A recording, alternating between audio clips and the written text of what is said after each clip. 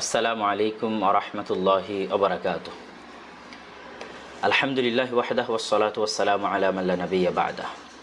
আল ইতিসাম টিভির সম্মানিত দর্শক মণ্ডলী, আজকে আমরা আপনাদের সামনে একটি গুরুত্বপূর্ণ বিষয় নিয়ে উপস্থিত হয়েছি, আর তা হচ্ছে যাকাতের হিসাব। আমরা যারা যাকাত বের করতে চাই তারা যাকাতের হিসাব সংক্রান্ত বিভিন্ন জটিল ও কঠিন প্রশ্নের মুখোমুখি হয়ে থাকি, যেগুলোর উত্তর না জানলে সঠিক ও যথোপযুক্ত উপায়ে যাকাতের হিসাব বের করা আমাদের পক্ষে সম্ভব নয়। তাই চলুন আমরা আজকে দেখে নেই যাকাতের হিসাব বের করার সঠিক পদ্ধতি। প্রথমত আমাদেরকে মাথায় রাখতে হবে, যাকাত ফরজ হওয়ার জন্য দুটি শর্ত রয়েছে। প্রথমত নিসাব পরিমাণ সম্পদের মালিক হওয়া। স্বর্ণের হিসাব অনুযায়ী 7.5 ভরি স্বর্ণ বা 87.48 গ্রাম, যার 22 ক্যারেটের হিসাব অনুযায়ী বর্তমান বাজার মূল্য 5 লক্ষ টাকা, অথবা রৌপ্যের হিসাব অনুযায়ী 52.5 ভরি যা 612.36 গ্রাম, 22 ক্যারেটের হিসাবে বর্তমান বাজার মূল্য 70,000 টাকা। তথা আমি বা আপনি যদি 7.5 ভরি স্বর্ণ অথবা তৎসম পরিমাণ মূল্য 5 লক্ষ টাকার, অথবা 52.5 ভরি রৌপ্য বা তৎসম পরিমাণ মূল্য 70,000 টাকার মালিক হই, তাহলে আমাদের উপর যাকাত ফরজ হওয়ার দুটি শর্তের একটি পাওয়া যাবে। এখানে একটি বিষয় মনে রাখতে হবে যে আপনি রৌপ্যের হিসাব অনুযায়ী যাকাত দিবেন না স্বর্ণের হিসাব অনুযায়ী যাকাত দিবেন, এ বিষয়ে আপনি স্বাধীন। আপনি চাইলে রৌপ্যের হিসাব অনুযায়ী 70,000 টাকার মালিক হলে নিজের উপর যাকাত ফরজ মনে করে নিয়ে যাকাত বের করতে পারেন, অথবা আপনি অপেক্ষা করতে পারেন স্বর্ণের হিসাব অনুযায়ী আপনার উপর যাকাত ফরজ হওয়া পর্যন্ত, বা 7.5 ভরি সমান 5 লক্ষ টাকার মালিক হওয়া পর্যন্ত। এই বিষয়টি আমাদেরকে মনে রাখতে হবে যে এই বিষয়ে আমরা ইচ্ছাধীন। তবে গরিব মিসকিনদের হকের প্রতি লক্ষ্য রাখলে রৌপ্যের হিসাব অনুযায়ী 70,000 টাকার মালিক হলে যাকাত বের করাই বেশি উত্তম। আল্লাহু আ'লাম বিস-সাওয়াব। যাকাত ফরজ হওয়ার দ্বিতীয় শর্ত হচ্ছে 1 বছর অতিক্রম হওয়া। যেদিন আপনি প্রথম নিসাব পরিমাণ সম্পদের মালিক হবেন, সেদিন থেকে নিয়ে 1 চন্দ্র বছর আপনাকে হিসাব করতে হবে। এরপর প্রতি বছর ওই একই তারিখে আপনাকে যাকাত বের করতে হবে। ঠিক যেমন আপনি আপনার ব্যবসার অর্থ বছর হিসাব করেন, হাল খাতা করেন, অনুষ্ঠান করেন, ঠিক তেমন যাকাতের জন্য যাকাত বর্ষ হিসাব করতে হবে, আর সেটা হবে চন্দ্রবর্ষ অনুযায়ী। তথা আপনি রমজান মাসে আপনার নিকট আজকে নিসাব পরিমাণ সম্পদের মালিক হলেন, আপনি ঠিক আগামী পরবর্তী রমজান পর্যন্ত অপেক্ষা করবেন আপনার এই নিসাব পরিমাণ সম্পদের উপর 1 বছর অতিক্রম হচ্ছে কিনা সেটা দেখার জন্য। এখানে আরেকটা গুরুত্বপূর্ণ বিষয় আমাদেরকে মাথায় রাখতে হবে, সেটা হচ্ছে সব রকমের যাকাতযোগ্য সম্পদ আলাদা আলাদাভাবে 1 বছর অতিক্রম হওয়া লাগবে বিষয়টা এমন নয়, বরং নিসাব পরিমাণ হওয়ার পর যে কোনো যাকাতযোগ্য সম্পদ 1 বছর অতিক্রম করলে সকল যাকাতযোগ্য সম্পদের উপর যাকাত ফরজ হয়। তথা আজকে আপনি নিসাব পরিমাণ সম্পদের মালিক হলেন স্বর্ণের দৃষ্টিকোণ থেকে। স্বর্ণের দৃষ্টিকোণ থেকে আপনি আজকে 7.5 ভরি স্বর্ণের মালিক হয়েছেন। এখন আজ থেকে ঠিক 1 বছর পরে যখন আপনি আবার দেখতেছেন যাকাতের জন্য হিসাব করতেছেন, তখন দেখছেন যে আপনার কাছে 7.5 ভরি স্বর্ণ আছে। এখন আপনার 7.5 ভরি স্বর্ণের উপর 1 বছর অতিক্রম হলো। এখন আপনি মনে মনে ভাবতেছেন যে এই 1 বছরে আপনার নিকটে যত টাকা এসেছে সেগুলোর উপর তার 1 বছর অতিক্রম হয়নি। ধরেন যাকাত বের করার আগের দিন আপনি 5 লক্ষ টাকার মালিক হলেন, ওইটার উপর তো 1 বছর অতিক্রম হয়নি, তাহলে কি ওইটার যাকাত দেবেন না? বিষয়টা এমন নয়, বরং বিষয়টা হচ্ছে নিসাব পরিমাণ সম্পদ, যে কোনো যাকাতযোগ্য নিসাব পরিমাণ সম্পদ 1 বছর অতিক্রম হলে যাকাত বের করার দিন ঠিক ওই সময় আপনার নিকটে যত যাকাতযোগ্য সম্পদ আছে সকল যাকাতযোগ্য সম্পদের যাকাত বের করতে হবে। সেটার উপর 1 বছর অতিক্রম হওয়া জরুরি নয়, 1 বছর অতিক্রম হওয়া জরুরি শুধুমাত্র নিসাব পরিমাণ সম্পদের উপর। আশা করি আমি আপনাদেরকে বিষয়টা বোঝাতে পেরেছি। 4 নাম্বার আরেকটা গুরুত্বপূর্ণ বিষয়, নিসাব একবার ছুটে গেলে পুনরায় নিসাব পরিমাণ সম্পদের মালিক হলে নতুন করে সেদিন থেকে নিসাবের হিসাব ধরতে হবে। উদাহরণ দিয়ে আমি বুঝাই, আজকের রমজানে আপনি নিসাব পরিমাণ সম্পদের মালিক হলেন, হওয়ার পর ঠিক 1 বছর পর রমজানে গিয়ে দেখতেছেন আপনার নিকটে নিসাব পরিমাণ সম্পদের সমান টাকা নাই। তার মানে আপনার এই বছরের নিসাব কেটে গেল। আপনার 1 বছর অতিক্রম যেহেতু হলো না, সেহেতু এই বছরের নিসাব কেটে গেল। এখন আপনি আবার যখন নতুন করে নিসাব পরিমাণ সম্পদের মালিক হবেন, সেই দিন থেকে আবার নতুন করে হিসাব ধরবেন 1 বছর অতিক্রম হওয়ার জন্য। ওই যে আগের রমজানে যে আপনি নিসাব পরিমাণ সম্পদের মালিক হয়েছিলেন, যেই রমজান থেকে পরবর্তী রমজানে গিয়ে দেখতেছেন আপনার নিকটে নিসাব পরিমাণ সম্পদ নাই, এই কারণে ওই যে নিসাবটা কেটে গেল সেটা আর আপনার হিসাবের মধ্যে আসবে না, বরং পুনরায় যখন আপনি নতুন করে নিসাব পরিমাণ সম্পদের মালিক হবেন সেই তারিখ থেকে আবার 1 চন্দ্র বছর আপনাকে হিসাব করতে হবে। আশা করি আমি আপনাদেরকে বিষয়টা বুঝাতে পেরেছি। এখানে আরও একটা গুরুত্বপূর্ণ বিষয় যেটা আমাদের মনের মাঝে প্রশ্ন আসে, সেটা হচ্ছে বছরের মাঝে নেশাবের কম বেশি হওয়া কি ধর্তব্য? জি না, বছরের মাঝে নেশাবের কম বেশি হওয়া ধর্তব্য নয়, হিসাবের তারিখে নেশাব থাকলেই হবে। আমরা আপনাদেরকে এখানে বিষয়টা উদাহরণ দিয়ে বোঝানোর চেষ্টা করেছি। সেটা হচ্ছে, ধরেন কথার কথা, জানুয়ারি মাসে আপনি স্বর্ণের হিসাব অনুযায়ী 5 লক্ষ টাকার মালিক হয়েছেন, রৌপ্যের হিসাব অনুযায়ী 70,000 টাকার মালিক হয়েছেন, তথা আপনি নেশাব পরিমাণ সম্পদের মালিক হয়েছেন। এপ্রিল মাসে গিয়ে আপনার এই টাকা কমে গেল, এপ্রিল মাসে গিয়ে আপনার এই টাকা দাঁড়ালো স্বর্ণের হিসাব অনুযায়ী 2 লক্ষ অথবা রৌপ্যের হিসাব অনুযায়ী 30,000, তথা আপনি এখন নেশাব পরিমাণ সম্পদ আপনার নিকটে নাই। জুলাই মাসে গিয়ে এটা আরও কমে গেল, স্বর্ণের হিসাব অনুযায়ী 1 লক্ষ, রৌপ্যের হিসাব অনুযায়ী 25,000, তথা আপনি নেশাব পরিমাণ সম্পদের মালিক নন। অক্টোবরে গিয়ে আপনি নেশাব পরিমাণ সম্পদের মালিক হননি। পুনরায় জানুয়ারিতে গিয়ে ঠিক গত বছর যেই তারিখে আপনি নেশাব পরিমাণ সম্পদের মালিক হয়েছিলেন, পুনরায় জানুয়ারিতে গিয়ে ওই তারিখে আপনি আপনার নিকটে টাকা গুনে দেখতেছেন যে স্বর্ণের হিসাব অনুযায়ী 5 লক্ষ এবং রৌপ্যের হিসাব অনুযায়ী 70,000 টাকা আছে, তার মানে আপনার উপর জাকাত ফরজ হয়ে গেছে। মাঝখানে যদি আপনি ফকিরও হয়ে গিয়ে থাকেন কোনো সমস্যা নাই, যেই দিন নিসাব পরিমাণ সম্পদের মালিক হয়েছেন ওই দিন থেকে ঠিক 1 বছর পর ওই তারিখে নিসাব পরিমাণ সম্পদ থাকলে আপনার উপর জাকাত ফরজ হয়ে যাবে। মধ্যেখানে আপনি ফকির হয়ে গেলেও সেটা ধর্তব্য নয়। মৌলিকভাবে জাকাতযোগ্য সম্পদ কী কী? মহান আল্লাহ সুবহানাহু ওয়া তাআলা আমাদের জন্য মৌলিকভাবে 4টা বস্তুকে জাকাতযোগ্য সম্পদ করে দিয়েছেন। প্রথমত, জমিতে উৎপাদিত ফসল। শুধু জমির উপর, আবাদি জমির উপর কোনো ট্যাক্স ইসলামে নাই। আবাদি জমি থেকে যে ফসলটা উৎপাদিত হবে ওই ফসলের উপর ইসলাম ওসর নির্ধারণ করে থাকে। 2, ব্যবসায়িক সম্পদ। যে সম্পদ দিয়ে আপনি প্রতিনিয়ত টাকা ইনকাম করতেছেন, ব্যবসা করতেছেন, ওই ব্যবসায়িক সম্পদের উপর জাকাত আসবে। 3 নাম্বার, স্বর্ণ ও রৌপ্য অথবা স্বর্ণ ও রৌপ্যের পরিবর্তে ব্যবহৃত পৃথিবীর যে কোনো কারেন্সি বা মুদ্রা, সেটা টাকা হতে পারে, ডলার হতে পারে, রিয়াল হতে পারে, বিটকয়েন হতে পারে, যে কোনো কিছু হতে পারে, এগুলো জাকাতযোগ্য।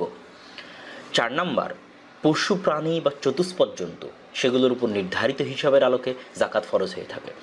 আমরা আজকের এই ভিডিওতে শুধু দেখব ব্যবসায়িক সম্পদ, স্বর্ণ, রৌপ্য, টাকা ইত্যাদির উপর কীভাবে জাকাত বের করতে হয়। অন্য আরেকটি ভিডিওতে আমরা ওসর এবং চতুষ্পদ জন্তুর উপর জাকাতের বিষয়টি আলোচনা করব ইনশাআল্লাহুল আজিজ। আমরা আপনার জাকাতযোগ্য সম্পদকে মূলত 2 ভাগে ভাগ করেছি, আপনার বাসা বাড়ি এবং আপনার ব্যবসা।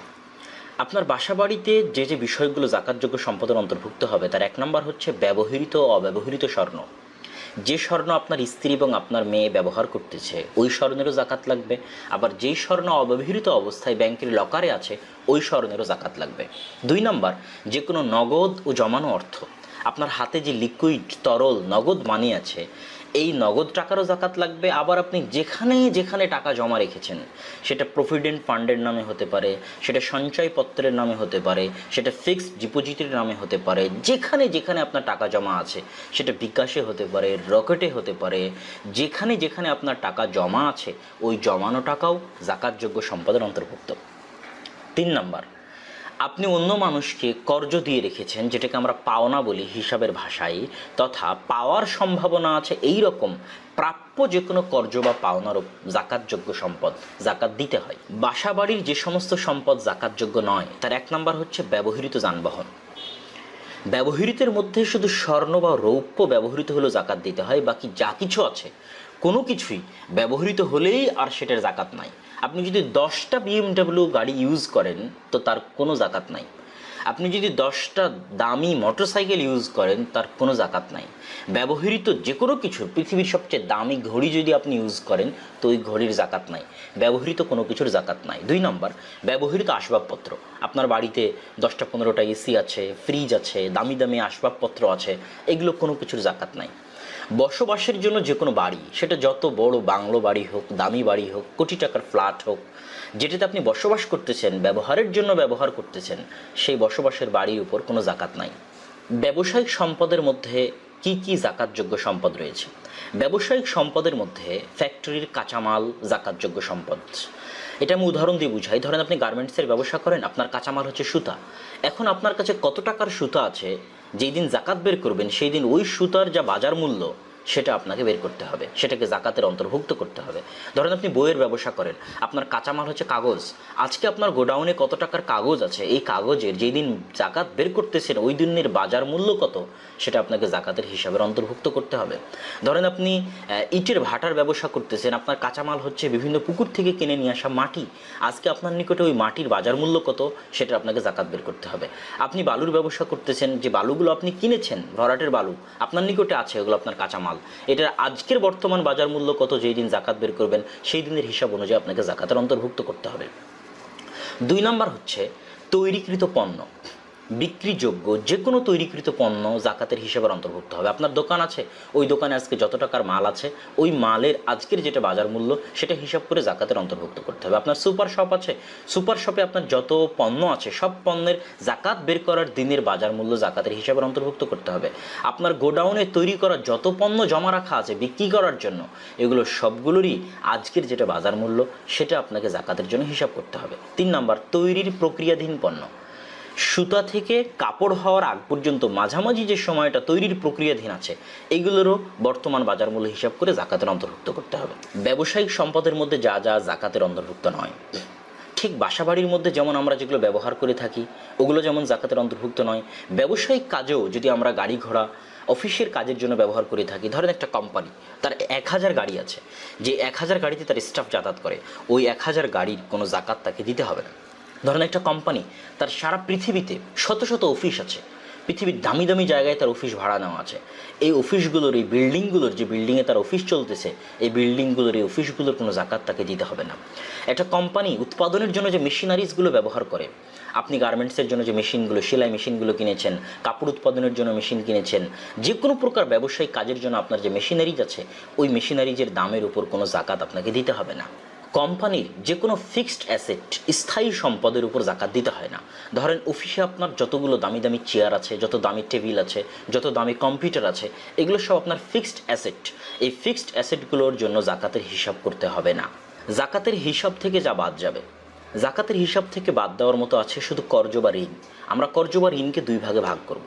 প্রথমত প্রদেয় কর্জ বা দেনা, দ্বিতীয়ত প্রাপ্য কর্জ বা পাওনা। প্রদেয় কর্জ বা দেনা মানে হচ্ছে আপনি ঋণ নিয়েছেন, আপনাকে পরিশোধ করতে হবে। আর প্রাপ্য কর্জ বা পাওনা মানে হচ্ছে আপনি ধার দিয়েছেন, সেটা আপনি পাবেন। যদি আপনি ধার দিয়ে থাকেন, পাওয়ার সম্ভাবনা থাকে, তাহলে আমরা আগের আলোচনায় আপনাদেরকে বলেছি যে সেটার হিসাব জাকাতের অন্তর্ভুক্ত করতে হবে।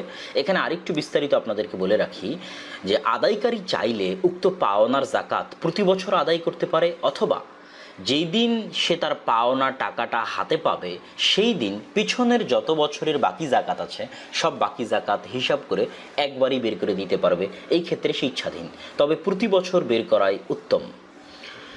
প্রদেয় কর্জ বা দেনা, প্রদেয় কর্জ বা দেনার ক্ষেত্রে এটাকেও 2 ভাগে ভাগ করতে হয়। এক, পারিবারিক প্রয়োজনে বা জরুরি প্রয়োজনে আপনি ঋণ বা কর্জ করতে বাধ্য হয়েছেন। আরেকটা হচ্ছে আপনার জরুরি কোনো পারিবারিক প্রয়োজন নাই, আপনি প্রয়োজনোতিরিক্ত কাজের জন্য অথবা আপনার ব্যবসায়িক কাজের জন্য আপনি কর্জ বা ঋণ নিয়েছেন, তাহলে এই ঋণ বা এই কর্জ জাকাতের হিসাব থেকে বাদ দিতে হবে না। এই ঋণ বা কর্জ জাকাতের হিসাব থেকে বাদ দিলে কোনো ব্যবসায়ী আর জাকাত দিতে পারবে না, তার কাছে জাকাতযোগ্য সম্পদ বলে কিছুই বাকি থাকবে না, তখন এখানে গরিব মিসকিনদের হক নষ্ট হবে। সুতরাং জাকাতের হিসাব থেকে শুধু ওই ঋণ বা ওই কর্জই বাদ যাবে যেই ঋণ বা যেই কর্জ পারিবারিক প্রয়োজনে বা জরুরি প্রয়োজনে সংগ্রহ করা হয়েছে। এখন ওই ঋণটা কিভাবে বাদ যাবে, ওই ঋণকে আমরা আবার 2 ভাগে ভাগ করেছি। সেটা হচ্ছে একবারে পরিশোধযোগ্য আর এটা হচ্ছে কিস্তিতে পরিশোধযোগ্য। যদি ঋণ এমন হয় যে আপনি একবারে 1 লক্ষ টাকা নিয়েছেন, এটা আপনাকে একবারই পরিশোধ করতে হবে, তাহলে যেই দিন আপনি জাকাত বের করতেছেন ওই দিন আপনার ঋণের 1 লক্ষ টাকা একবারই বাদ দিয়ে দিবেন। আর যদি এরকম হয় যে আপনাকে কিস্তিতে পরিশোধ করতে হবে, ধরেন প্রতি মাসে আপনি 1000 টাকা করে পরিশোধ করবেন, তাহলে যেই দিন আপনি জাকাত বের করতেছেন ওই দিন আপনার 1 কিস্তি বছর বা 1 জাকাত বর্ষে যত কিস্তি হয়, 1 জাকাত বর্ষে ধরেন 12 কিস্তি হয়, 12 কিস্তি সমান 12,000 টাকা বাদ দিয়ে আপনি বাকি টাকা জাকাতের অন্তর্ভুক্ত করবেন এবং সেই টাকার জাকাত আদায় করবেন। জাকাতের সাথে সংশ্লিষ্ট আরও কিছু গুরুত্বপূর্ণ বিষয় যেগুলো নিয়ে মানুষের জনমনে বিভিন্ন রকমের প্রশ্ন দেখা যায়, তার মধ্যে 1 নম্বর হচ্ছে জমি, প্রপার্টি, প্লট, ফ্ল্যাট। এগুলোর ক্ষেত্রে মৌলিক নীতিমালা হচ্ছে যেগুলো যদি ভাড়া দিয়ে রাখেন, জমি ভাড়া দিয়ে রেখেছেন, ফ্ল্যাট ভাড়া দিয়ে রেখেছেন, বাসা ভাড়া দিয়ে রেখেছেন, এগুলো যদি ভাড়া দিয়ে রাখেন তাহলে এই সম্পদের উপর কোনো জাকাত দিতে হবে না। তবে ওই ভাড়ার টাকা লিকুইড মানি হয়ে নগদ অর্থ হয়ে যদি আপনার নিকটে আসে, তাহলে যেই দিন আপনি জাকাত বের করতেছেন ওই দিনের আগ মুহূর্ত পর্যন্ত যত টাকা আপনার নিকটে নগদ হিসেবে ঢুকবে সেটা বাসা ভাড়া থেকে এসে ঢুকুক আর যে জায়গা থেকে এসে ঢুকুক ওই টাকার উপর জাকাত আপনাকে দিতে হবে। জমি, প্লট, ফ্ল্যাট, প্রপার্টি এগুলোর উপর জাকাত তখনই লাগবে যখন এটাকে ব্যবসা করার জন্য ব্যবহার করা হয়, তথা কিনাই হয়েছে বিক্রি করার জন্য। ক্রয় করার সময় নিয়াত ছিল যে আমি এটাকে বিক্রি করব। এই ক্ষেত্রে নিয়াতই ধর্তব্য, নিয়াতের উপর জাকাত নির্ভর করবে। তবে ক্রয় করার সময় যদি কোনো নিয়াত না থাকে যে বিক্রি করব, ব্যবসা করব, রেখে দিব, আবাদ করব, কোনো নিয়তই নাই, এমনি ক্রয় করেছেন, তাহলে সেই ক্ষেত্রেও আপনার উপর জাকাত ফরজ হবে না। এখন আমরা দেখব যে যদি আমি ব্যবসা করার জন্য ক্রয় করে থাকি জিনিসটা, তথা আবার বিক্রি করব এই জন্য ফ্ল্যাট কিনেছি, আবার বিক্রি করব এই জন্য আমি ফ্ল্যাট বানিয়েছি, আবার বিক্রি করব এই জন্য আমি জমি কিনেছি, প্লট কিনেছি, তাহলে আমি কিভাবে জাকাত বের করব? এই ক্ষেত্রে ক্রয় মূল্য ধর্তব্য নয়, বরং জাকাত বের করার সময় বাজার মূল্য ধর্তব্য। উদাহরণস্বরূপ আপনি 1 কাঠা জমি ঢাকায় কিনেছিলেন 2000 সালে 2 লক্ষ টাকা দিয়ে। ওই 1 কাঠা জমির দাম আজকে ঢাকার বুকে 1 কোটি টাকা 2021 সালে। তাহলে আপনি কি ওই জমির 2 লক্ষ টাকা হিসাব করে জাকাত বের করবেন না 1 কোটি টাকা হিসাব করে? অবশ্যই জাকাত বের করার দিনের যেটা বাজার মূল্য ওই জমির, সেই বাজার মূল্য অনুযায়ী আপনাকে জাকাত দিতে হবে। এটা জমির ক্ষেত্রেও, ফ্ল্যাটের ক্ষেত্রেও। প্রত্যেক যা কিছু আপনি বিক্রি করার জন্য ক্রয় করেছেন, ব্যবসা করার জন্য, সেটার যেই দিন জাকাত বের করবেন সেই দিনের বাজার মূল্য হিসাব করে জাকাতের অন্তর্ভুক্ত করতে হবে। এবার আপনাদেরকে জমি, প্রপার্টি, প্লট, ফ্ল্যাটের বিষয়ে আরেকটু স্পষ্ট করি, যেগুলোর মধ্যে কোনটার জাকাত আপনাকে দিতে হবে না। ধরেন পৈতৃক সূত্রে আপনি যে জমির মালিক হয়েছেন, ওটা তো আপনি বিক্রি করার জন্য ক্রয় করেননি, ওটা তো আপনি আপনার পৈতৃক সূত্রে পেয়েছেন, তার মানে সেটার উপর জাকাত আপনাকে দিতে হবে না। এরকম যে কোনো জমি আপনি এমনি কিনেছেন, বিক্রি করবেন না এরকম নিয়ত ছিল না, সেই জমির উপর আপনাকে জাকাত দিতে হবে না। যে জমি আপনি আবাদ করতেছেন, আবাদ করে তার ফসল, ফল ফলাদি ভোগ করতেছেন, ওই জমির উপর আপনাকে জাকাত দিতে হবে না। তবে যদি আবাদি জমি হয় তাহলে সেটার উপর উৎপাদিত ফসলের ওসর দিতে হবে। আশা করি জমির বিষয়টা আপনাদের নিকটে ক্লিয়ার হয়েছে। এবার আমরা দেখব শেয়ার বা স্টক। শেয়ার বাজার বা স্টক এক্সচেঞ্জের ক্ষেত্রে আমরা জানি যে শেয়ার 2 ভাগে ভাগ হয়ে থাকে। এক, কোম্পানিতে বিনিয়োগ করে মুনাফার জন্য ক্রয় করে থাকলে কোম্পানির জাকাতযোগ্য সম্পদের অনুপাতে জাকাত হিসাব করতে হবে। এই ক্ষেত্রে আমি আরেকটু ক্লিয়ার করে বলি। ধরেন আপনি একটি কোম্পানির শেয়ার কিনেছেন 100 টাকা দিয়ে। এখন জাকাত বের করার দিন ওই কোম্পানিকে আপনাকে জিজ্ঞেস করতে হবে যে তাদের জাকাতযোগ্য সম্পদ কত %। এখন গ্রামীণ ফোনের সাথে আপনার শেয়ার থাকলে গ্রামীণ ফোন আপনাকে জানাবে যে তার জাকাতযোগ্য সম্পদ 30%। তখন আপনি যে 100 টাকার শেয়ার কিনেছেন এই 100 টাকার 30% জাকাতের জন্য হিসাব করবেন, তথা 100 টাকার 30% সমান 30 টাকা আপনি আরও যে সম্পদগুলোর জাকাত বের করতেছেন সেগুলোর সাথে যোগ করবেন, যোগ করে আপনি এটার জাকাত বের করবেন। আর যদি আপনি সেকেন্ডারি মার্কেটে বিক্রি করার ইচ্ছায় ক্রয় করে থাকেন, তথা প্রাইমারি মার্কেটে কোম্পানির সাথে বিজনেস করে মুনাফা ভোগ করবেন এরকম নয়, বরং সেকেন্ডারি মার্কেটে বিক্রি করবেন এই জন্য ক্রয় করেছেন, তাহলে যেই দিন আপনি জাকাত বের করতেছেন ওই দিন ওই শেয়ারটার বাজার মূল্য কত সেটা আপনাকে হিসাব করে জাকাতের অন্তর্ভুক্ত করতে হবে। এবার আমরা আরেকটা বিষয় আপনাদের সামনে ক্লিয়ার করি, এটা নিয়ে অনেক প্রশ্ন আপনাদের মনে কাজ করে আমি জানি। মাছের ঘের, বিক্রির জন্য গরু, ভাড়ায় দেওয়া গাড়ি। গরু বা খাসি লালন পালন করলে সেটার জাকাতের নির্দিষ্ট সংখ্যক হিসাব রয়েছে, যেটা আমরা অন্য ভিডিওতে আলোচনা করব। কিন্তু গরু খাসি যদি আপনি ক্রয় বিক্রয়ের ব্যবসা করেন, তাহলে যেদিন জাকাত বের করবেন সেই দিনের বিক্রিযোগ্য গরু খাসির বাজার মূল্য অনুযায়ী জাকাত বের করতে হবে। এই ক্ষেত্রে নির্দিষ্ট কোনো সংখ্যা ধর্তব্য নয়। কথার কথা, আপনি একটা গরু ক্রয় করেছেন বিক্রি করার জন্য, বিক্রি করে লাভ করবেন, তাহলে যেদিন জাকাত বের করতেছেন ওই দিন ওই গরুর বাজার মূল্য কত সেটা আপনাকে জাকাতের জন্য হিসাব করতে হবে, কেননা ওইটা আপনার ব্যবসায়িক সম্পদের মতো ওই গরুটা। আর মাছের ক্ষেত্রে পুকুরে বা ঘেরে মাছ চাষ করলে এটা যদি ব্যবসা হিসেবে চাষ করা হয়, তথা আপনি পুনরায় সেটা বিক্রি করে শুরুই করেছেন ব্যবসা হিসেবে এবং বিক্রি করে সেখান থেকে ইনকাম করবেন, এবং আপনি বিঘাকে বিঘা ঘের বা পুকুর লিজ হিসেবে নিয়েছেন ব্যবসা হিসেবে যদি শুরু করে থাকেন, তাহলে সেই ক্ষেত্রে আপনার লিজ নেওয়া পুকুরগুলো বা আপনার পুকুরগুলো আপনার ফিক্সড অ্যাসেট বা মূল মেশিনারি হিসেবে গণ্য হবে। এই জন্য ওই পুকুরগুলোর হয়তো কোনো জাকাত দিতে হবে না, কিন্তু যে জিনিসটা আপনি আবাদ করতেছেন তথা মাছ, যেটা আপনার মূল ব্যবসায়িক সম্পদ, সেটার বর্তমান বাজার মূল্য একটা আন্দাজ করে কত মাছ আছে, কেমন দামের মাছ আছে, সেটার উপর আপনাকে জাকাতের জন্য হিসাব করতে হবে। এটাই বেশি সঠিক সিদ্ধান্ত এবং উপযুক্ত মত। ভাড়ায় দেওয়া গাড়ির ক্ষেত্রে যেটা মন্তব্য সেটা হচ্ছে, গাড়ি যদি রিক্সা, অটোরিক্সা, কার, মাইক্রোবাস এগুলো যদি ভাড়াই চালিত হয়, ভাড়ায় দিয়ে রাখেন 50টা গাড়ি, 100টা গাড়ি, তো এই গাড়ির দামের উপর কোনো জাকাত লাগবে না। কিন্তু যেদিন জাকাত বের করতেছেন এই দিন ওই গাড়ি থেকে যে নগদ মানিটা, লিকুইড মানিটা আপনার নিকটে যদি আসে, তাহলে সেই লিকুইড মানি বা নগদ অর্থের উপর আপনাকে জাকাত দিতে হবে। তবে গাড়ি যদি আপনি ক্রয় বিক্রয়ের ব্যবসা করেন, গাড়ি ম্যানুফ্যাকচারিং, গাড়ি তৈরি করার ব্যবসা করেন, তথা আপনি অটোরিকশা তৈরি করে বিক্রি করেন, তাহলে আপনার শোরুমে যতগুলো অটোরিকশা আছে, শোরুমে যতগুলো গাড়ি আছে, যত মোটরসাইকেল আছে এবং যতগুলো তৈরি অধীন আছে, যতগুলো আপনার নিকটে মূল পার্টস আছে, যেগুলো আপনার মূল কাঁচামাল হিসেবে গণ্য হবে, এগুলোর সবগুলোর বর্তমান বাজার মূল্যের আলোকে এগুলোর উপর জাকাত দিতে হবে। এবার আমরা দেখব জাকাতের ফাইনাল হিসাব। মোট আপনার নিকটে যেদিন আপনি জাকাত বের করতেছেন সেদিন আপনার যত জাকাতযোগ্য সম্পদ আছে সবগুলোকে আপনাকে একত্রিত হিসাব করতে হবে। ধরেন নগদ অর্থ কত আছে সেটা জমা করলেন, ব্যবসায়িক কাঁচামাল কত আছে, আপনার এখন দোকানে কত পণ্য আছে, বিক্রিযোগ্য কত পণ্য আছে সেগুলো হিসাব করলেন, আপনার স্ত্রী কন্যার ব্যবহৃত স্বর্ণ কত আছে সেটা হিসাব করলেন, ব্যাংকে কত জমা আছে, প্রভিডেন্ট ফান্ডে কত আছে, সঞ্চয়পত্রে কত আছে, সব জমা করলেন। সব একত্রিত করে দেখা গেল আপনার নিকটে এখন 10 লক্ষ টাকার মতো আছে।